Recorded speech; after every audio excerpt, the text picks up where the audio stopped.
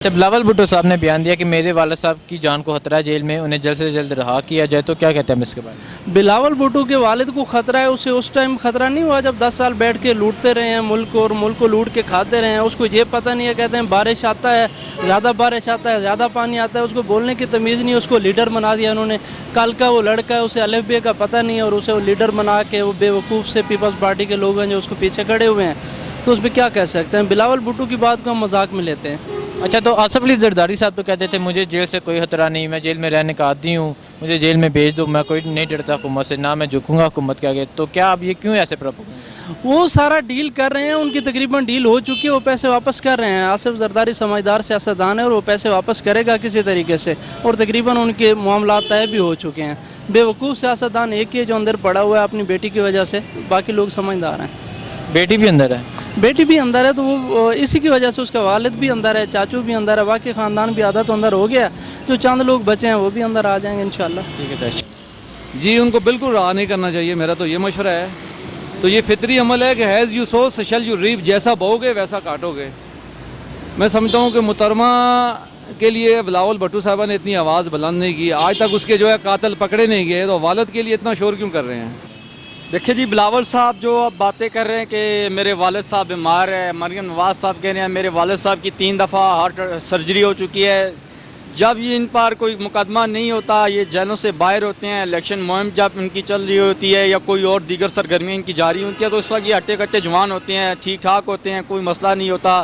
Dubai کے اندر اقامے پر یہ نوکریاں بھی کرتے ہیں، حالانکہ وزیر اعظم ہونے کے بعد بھی اگر یہ نوکریاں کرتے ہیں اس وقت ان کو کوئی پرابلم نہیں آتی.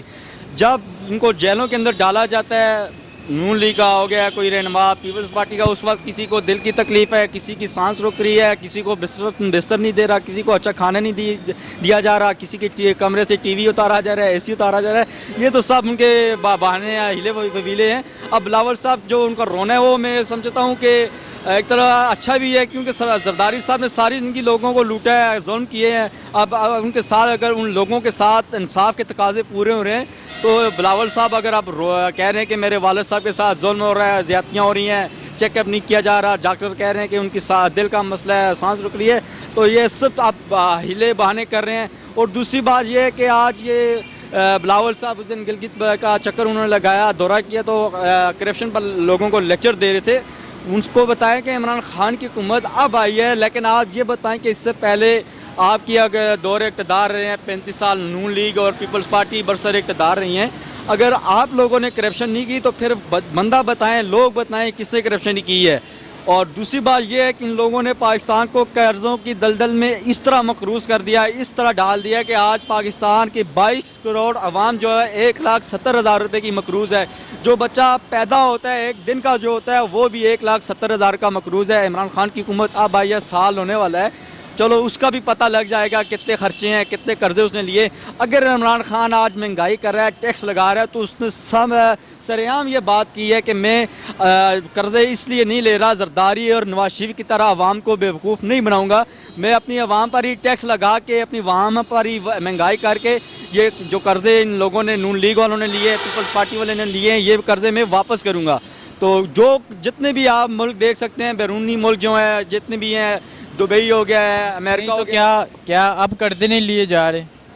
قرضے ہم لے رہے ہیں، ٹھیک ہے، جب معیشت کو بھی چلانا ہے، صرف پاکستانی حکومت کو نہیں چلانا. پاکستان کے پاس ادارے ہیں، فوج ہو گیا ہے، آپ کے پاس گورنمنٹ کے کافی ادارے، ہاسپٹلز ہو گئے ہیں، کالج ہو گئے ہیں، یونیورسٹیز ہو گیا، وابڈا ہو گیا ہے. دیکھیے اب اگر قرضے نہیں لیں گے یہ لوگ بھی، آپ ایک مہینہ اگر ان کی تنخواہ 1-2 دن ہی لیٹ ہو جاتی ہیں، یہ لوگ سڑکوں پہ آ جاتے ہیں، تو پھر آپ حساب لگا دیں کہ ایک ہاسپٹل کی نرسوں کی اگر سیلری ان کو، پرائیویٹ ہاسپٹل کی بات کروں گا، اگر ان کو ٹائم پر سیلری نہیں دی جاتی تو وہ دھرنے دے کے سڑکوں پہ آ جاتی ہیں، روڈ بلا کر دیتی ہیں. تو جب سرکاری ملازموں کے ساتھ، سرکاری جو لوگ ہیں ان کے ساتھ جب ایسا ہوگا تو پھر حساب لگا لیں. قرضے ہم نے لیے خان صاحب نے، ٹھیک ہے، مانتے ہیں اس بات کو، لیکن آپ بھی تو دیکھ سکتے ہیں کہ معیشت کو بھی چلانا ہے.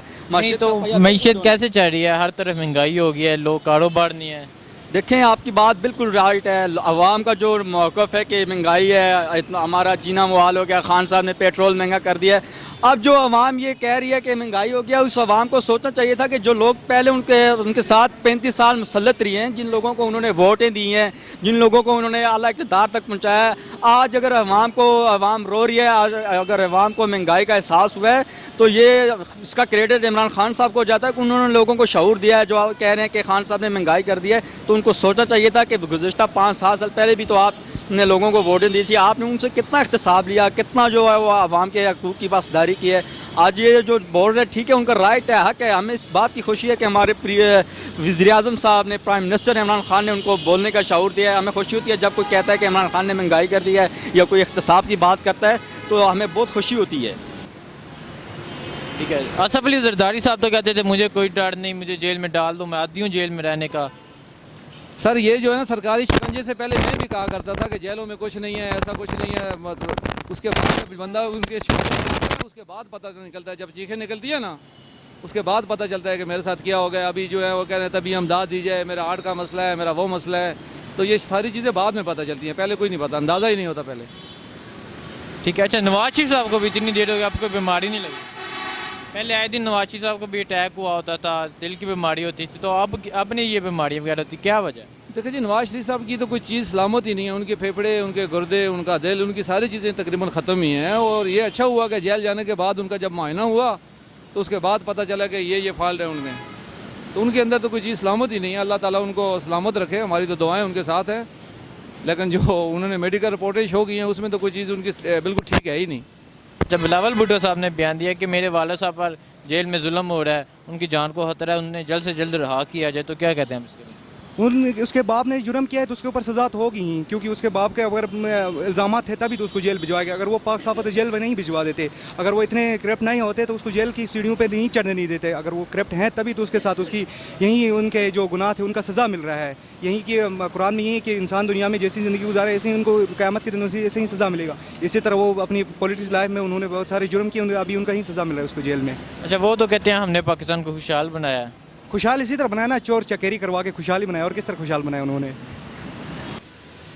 جی دیکھیں، ہمارے سسٹم ان پلیس ہیں اور جیسے ہماری عدالتیں کر رہی ہیں وہ کسی بیسس پہ کر رہی ہیں. اگر ان چیزوں کے اوپر وہ کلینلی آؤٹ ہو جاتے ہیں اور ان کو عدالتیں دے دیتی ہیں کہ کلین چٹ دے دیتی ہیں تو ٹھیک ہے، آئیں، اور ورنہ فیس کریں عدالتوں کو.